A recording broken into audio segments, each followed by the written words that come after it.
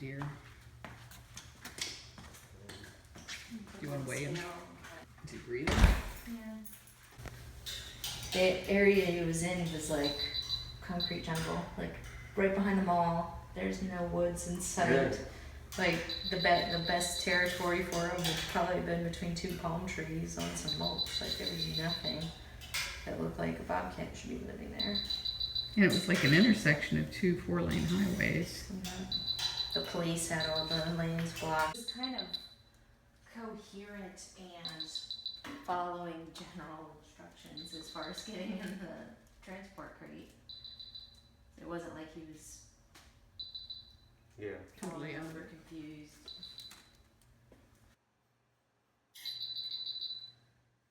And he was just sitting out there in the same position that looked like that the lady who originally found him. He was kind of squatted down on the road. He only perked up when he saw the sheriff coming up to him with the net, but I had already snuck up behind him, so. It's the only thing that makes me worried is just that he, you know, it would just jaw. I don't know if I think he would run away. You know? Well, I mean, it depends on how big of a, hit he took to his head. It might be a little. As the police officer said, He rung his bell good. and he was telling you when you were calling him that he was had blood coming out of his nose, and I thought he was laying down because he kept saying he thought he was going to die.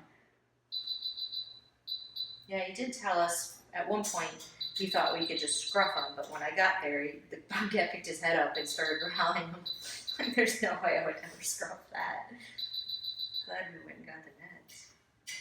I know, it's always such a tough call. It's like, should I just rush out there and I'll throw the blanket over him, or do I go get the right equipment?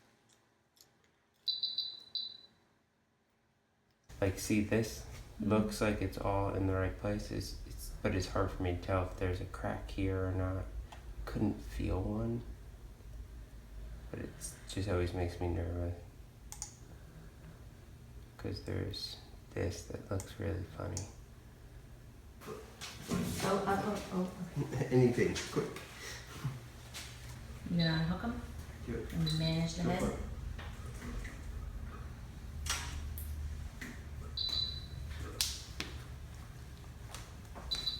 What area is that? See, it's shattered underneath this tooth. That's in the very back of the jaw. See how puffy it is all in there. It's got pressure behind it. And is that because of the swelling caused? Is it broken up here or just down here? It's No, broken in broken the up there in the middle. That's He broke his like eye socket in the top of his skull. So because you came in the middle of the night, Justin, we'll double the normal rate you get of $0. So you'll get double $0. Well, that's a lot of zeros. So I'm just gonna give him some Medicam, which is an anti-inflammatory, and also some Buprenex, which is a pain med. I guess first of all to see if he makes it through the night, in case he has any kind of. I didn't see any internal damage. I think he just got clipped in the front, but brain damage or anything like that. He's been doing well under anesthesia, and I guess the plan tomorrow will be try and repair this jaw. The biggest issue is that this fracture I could repair, but there's kind of a comminuted fracture a little bit farther back, so that makes it a little more difficult. And then probably remove his eye, unless we see any change tomorrow. Now, do you think after you do, if he makes it through the night and you do surgery to his jaw, what is he going to be able to eat soft foods? Because we can't tube feed him. No, it'd be soft food. Yeah. It'd be like just small pieces. But if you I wasn't can that brave. manage his head getting in there so that the tube doesn't get caught up on the doorway. Just transplant.